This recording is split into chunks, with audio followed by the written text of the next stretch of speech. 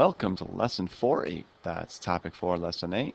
Today we're going to be talking about dependent and independent variables. Let's make some sense of that.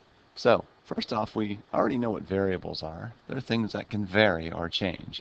And in math, we use letters to represent them. So we might have X or Y or B or N or T. Any letter can stand for a number if we don't know what that number is.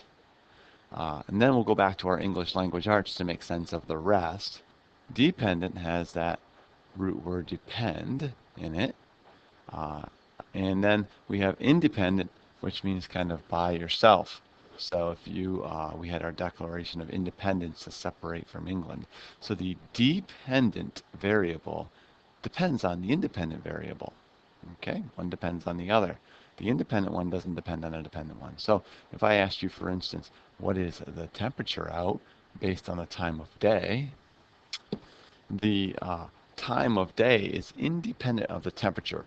We don't determine time, whether it's 8 o'clock or 10 o'clock or 12 o'clock, based on the temperature. Okay? The temperature depended on what time of day we measured it. So the independent variable is time in this case, and the dependent variable, the thing that depends on the other, is temperature. So let's look at an example. An orchard sells apples by the pound. Each day, P pounds of apples are sold, and the amount of money taken in, M, is recorded. And we want to know whether P or M depends on the other one. Which one is dependent and which one is independent? So which depends on the other? Do they decide we're going to collect $120 today, so we will sell this many pounds of apples? Probably not.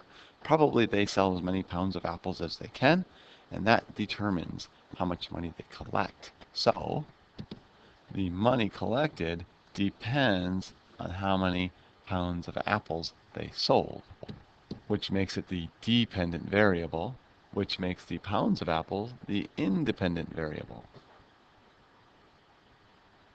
Here's an example for you to try. A baker used a certain number of cups of batter, B, to make P pancakes. Which variable, P pancakes or B batter, is the dependent variable? We want to explain.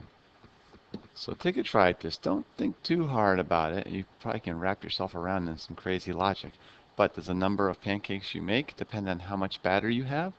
Or does how much batter you have depend on the number of pancakes you make? Okay, now we're going to look at multiple independent or dependent variables. So we have this bike shop that rents beach cruiser bikes and mountain bikes. And customers can rent them by the day or the week. So we have lots of variables going on. We want to figure out what's independent and what's dependent here. So we have some variables set up. I have B for the cost of the beach cruiser. That's the cost after you figure it all out. So for instance, it's $18 per day. So if it was 2 days, it'd be 2 times 18. So that's the cost, not the price, but the cost of your whole rental for that. Likewise, we have the cost of your mountain bike rental. We have the variable for the length of the rental, how many days or weeks. We have the price per day, and we have the price per week, and we have the total costs. And so as we look at these, where do they go? Well, the cost of the beach cruiser bike depends on how many days, how long you rent it, and also on the price. So this, the cost of that is dependent. The cost of the mountain bike, likewise, depends on how long and what the price is. So I'm going to put those over here.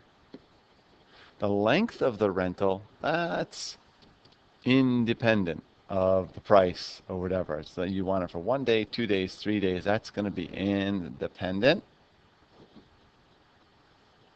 The price per day and the price per week, that's set up ahead of time, so that's going to be independent also.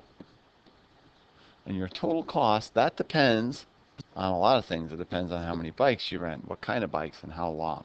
So that one is dependent. So there you go.